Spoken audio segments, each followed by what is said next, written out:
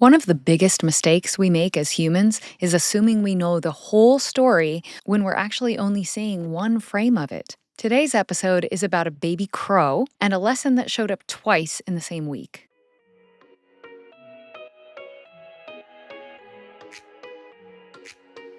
Welcome to Star Potential, the podcast for curious, soul led humans who know there's more available. We want to explore it with depth, joy, and a little play. Here, we talk about reclaiming your authentic voice, shedding old identities, and expanding into who you're becoming without taking yourself too seriously. I'm your host, Julie Jo Hughes. Let's get curious, let it be fun, and see what ignites. This morning, my dog Declan and I came across what appeared to be an injured crow. Its wing seemed mangled. Something was a little bit weird with its beak. And when we tried to approach it, it hobbled away on clearly some sort of an injured leg as well. It was low to the ground. It was all fluffed up. And only about 20 minutes before this, when I had been walking my daughter to school, her friend had his head down and was sad. When I asked him what was wrong, he was almost in tears. He said that he had seen a baby bird that had fallen from its nest and that the parents were looking for it and they couldn't find it. So I didn't quite understand the story at the time. But when my dog and I were walking, and now he called my attention to the fact that there was something kind of crouching behind this tree. My mind quickly connected the dots, and I thought, oh, this is that bird that's hurt and separated from its parents. So I thought the same thing. I called wildlife rescue. I started using AI to figure out what I should do for this bird. Should I put it in a box? Should I give it water? What should I do? And what they told me changed the entire story. They said, it's fledgling season. The bird wasn't necessarily abandoned. It wasn't necessarily injured. And when they asked me if there were any other crows nearby, I said, well, yes. In fact, when I tried to take a picture of the bird, there was more than one crow from a nearby tree that was angrily cawing at me, kind of saying, hey, lady, we got this, like, back off. And found out that the crows nearby were probably its parents keeping watch and telling us to mind our own business. Nothing about the scene had changed. The bird was still on the ground. The crows were still making noise. The little boy was still worried. But suddenly, what looked like a tragedy started to look a lot more like a young bird learning how to fly. And it got me wondering, how many times in our own lives have we mistaken a fledgling season for a failure? I find that so often we become narrators before we become observers. And that's really the biggest difference, that bringing more presence to your life, which automatically brings you more awareness, that's what it does. It helps you make the shift from being a constant narrator about what's happening around you to becoming more of an observer.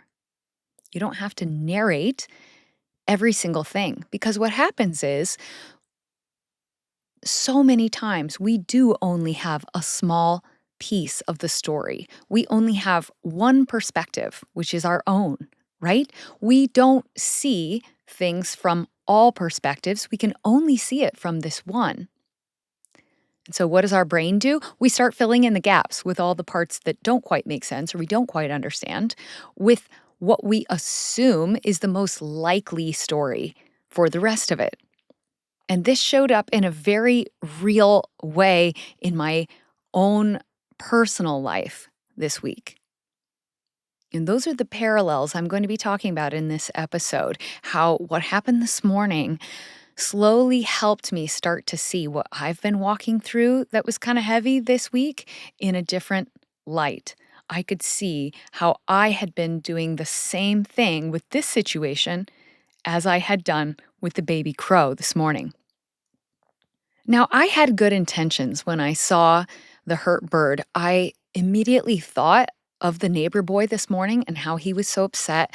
And a part of me thought, I can step in and be a hero here. I mean, I'm not saying that was my motivation. It truly was, oh, here's the bird. That's what he was talking about. And now I can help because I'm a grown up. I can make phone calls. I can do what I need to do to try to make sure people that know more about this sort of thing can come in and help this bird. But when I got to talk to a lieutenant who called me back on the phone, said, "Thank you so much for calling." What we determined when we looked at your photo and when we found out more about the situation is that we thought you might not understand that it is fledgling season. And the fact that you had these other crows around and they were cawing at you, that's actually really encouraging and a really good sign. And the thing is, if we step in too quickly to help, oftentimes we're taking a bird who is just learning to fly. He's already got support around that maybe you're not seeing. Or maybe you didn't notice before, but his family hasn't abandoned him. They're actually circling above, watching. They actually will swoop in several times in an hour to make sure the baby is cared for, that it still has food. But they know that the bird won't learn to fly unless it goes through some of that struggle a little bit. And if we swoop in too quickly to help, not only do we not give the bird that chance, but if we can't do anything to help it at that point, then what typically happens is the bird ends up being euthanized. And I thought, "No, no, no, here I am trying to help. I don't wanna cause this bird's demise instead out of my ignorance for the whole situation because I only had my limited perspective." And while I felt my intentions were good, sometimes the best of intentions aren't actually going to serve the highest good of everyone involved. So, when we approach any situation, the question to ask ourselves is not, how can I do what I think is right? But what if the first question that we asked ourselves was, what am I not seeing? When someone else responds in a way that's differently than what we would have expected, or maybe we are immediately offended by the way that they respond, ask yourself, what am I not seeing? What might this person be seeing from their perspective that is totally different? Because when we have more awareness, awareness changes experience. You're starting to pick up on it now that this story about isn't really about a baby bird learning to fly. It's about a time when things looked broken because they were in process. A time when growth is awkward. A time when the view from the ground can be mistaken for a fall. A time when we're convinced that we've been abandoned, while unseen support was actually there, circling the whole time. And that we're not alone, even if it feels like we are sometimes. Sometimes when we think that we can't get anything right, that we don't know who we are anymore, that we don't know where we're headed next, what if we're just in a fledgling season, not fully grounded in who we were, but not yet flying as who we're becoming? As humans, we interpret the discomfort as evidence that something is wrong. When I don't feel good about something, this is wrong, and I have to do something about it to change it. But if we've talked about anything many times on this podcast, it's that growth is a little uncomfortable. If you can switch that perspective to when things feel a little uncomfortable, that usually means you're expanding. Those are growing pains. It can actually be a really good sign. The uncomfortability means you're growing. You're expanding your understanding. You're expanding your awareness. And awareness changes your experience. It's not that awareness changes the reality. The facts are still the facts, they stay the same, but it reveals more of the reality than we could see before.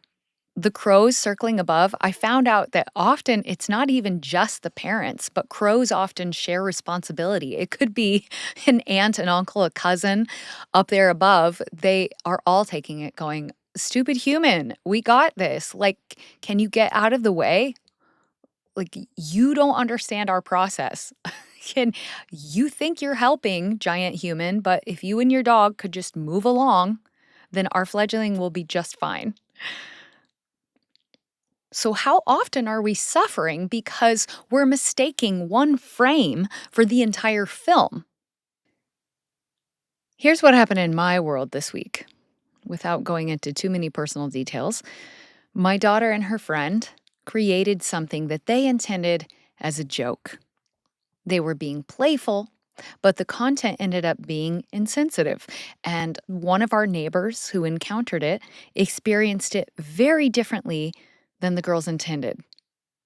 Suddenly there were lots of emotions, difficult conversations, and a lot of people looking at the same situation through very different lenses. And what I've been wrestling with all week was essentially the same lesson I experienced with the baby crow this morning. I had a frame. The neighbor had a frame. The girls had a frame. And eventually, their principal, who got pulled into it, had a frame.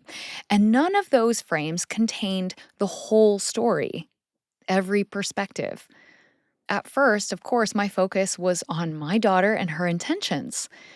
But immediately, when the other reactions didn't make sense to me, I began to ask, what am I not seeing here?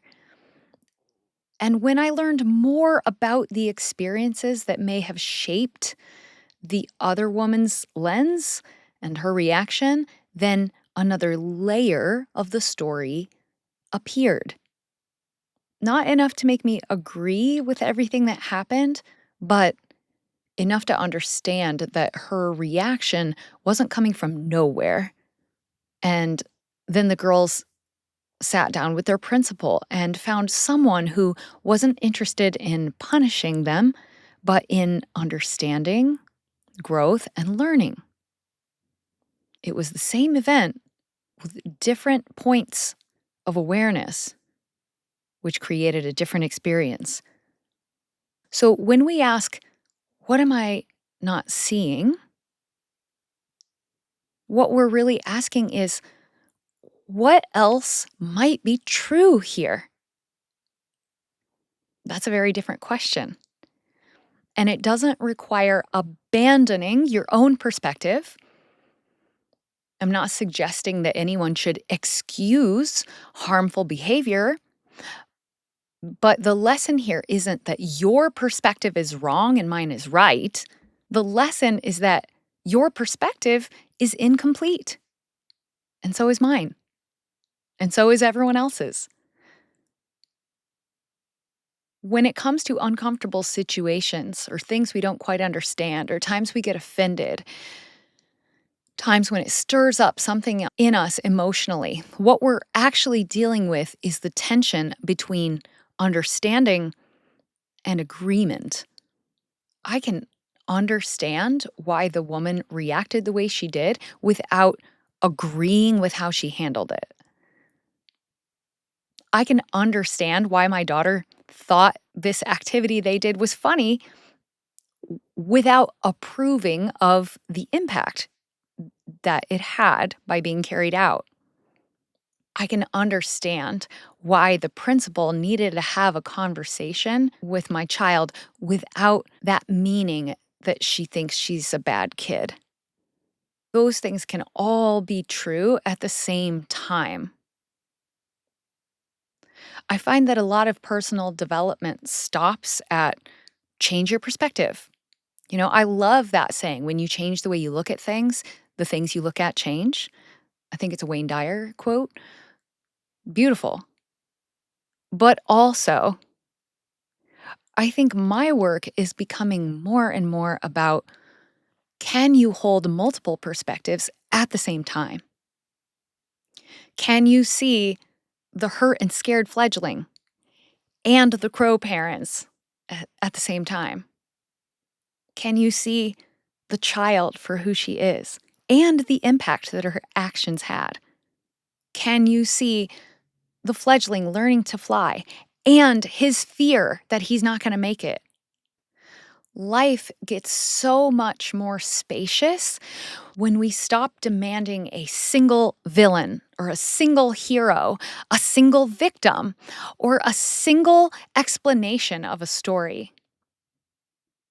And instead, we learn to be able to hold more than one perspective at a time, because awareness changes experience. Everything is not so black and white. Yes, sometimes it would seem to be easier if it was, right? But it's not that simple. This week, I found myself looking at a baby crow on the ground and assuming that I knew what was happening, that I could step in and help. I found myself looking at a difficult situation involving my daughter and assuming that I knew what was happening. And in both cases, the more I learned, the more the story changed. And it wasn't because the facts of the matter had changed, it was because my awareness changed. Awareness changes experience. So, to apply this to you and your life, when you feel awkward and uncertain, convinced that something has gone wrong, not sure where you're headed, not feeling like you can go back to where you were, but not yet sure where you're going, perhaps all is not lost. Perhaps it's not the end of the chapter. Maybe you're in fledgling season, and you probably have support circling above, unseen, but ready to step in if you really need it. And that support trusts that a certain amount of your flailing around on the ground is serving your highest good. As I sat with both of these stories from this week, I realized something else.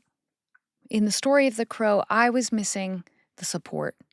I saw a vulnerable bird on the ground, but I couldn't see the family circling above. I didn't know natural crow behavior. In the story with my daughter, I was missing the pain. I could see my child and her intentions, but I couldn't initially see the fear or past experiences that might have shaped someone else's reaction. And maybe the opposite was true too. The crows could see the support, but not the concern that motivated the human. The neighbor could see the potential harm, but not the support system already surrounding two little girls who were learning from a mistake.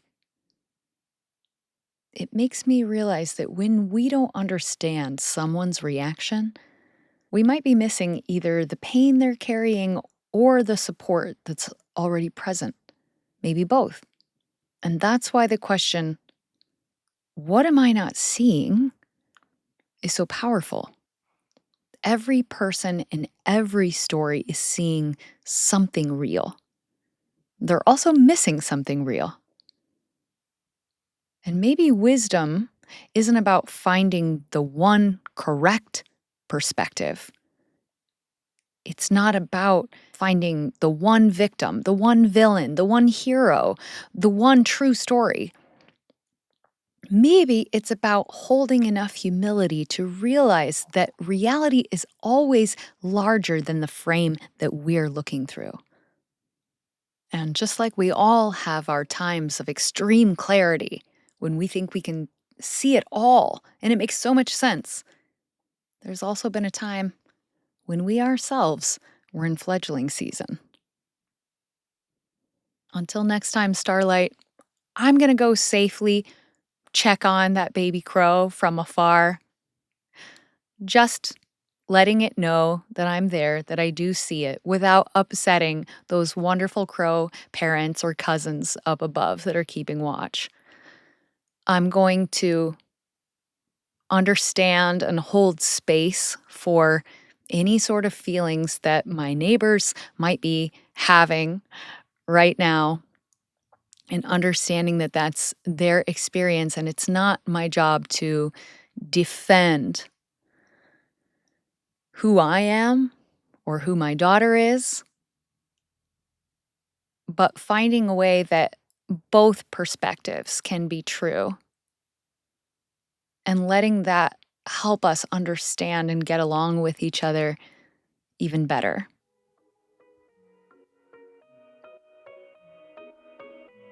Sending you love, my friend, and I'll catch you next time. If something in this episode lit you up or sparked a little curiosity, you might be in the middle of a soul shift of your own. I created a free quiz called Are You in a Soul Shift? To help you explore where you are and what's opening next. Just go to juliejohughes.com/quiz or find the link in the show notes. And if you're enjoying the show, would you please leave a quick rating or review? It helps create a ripple to reach other curious souls. Until next time, stay curious and let yourself play.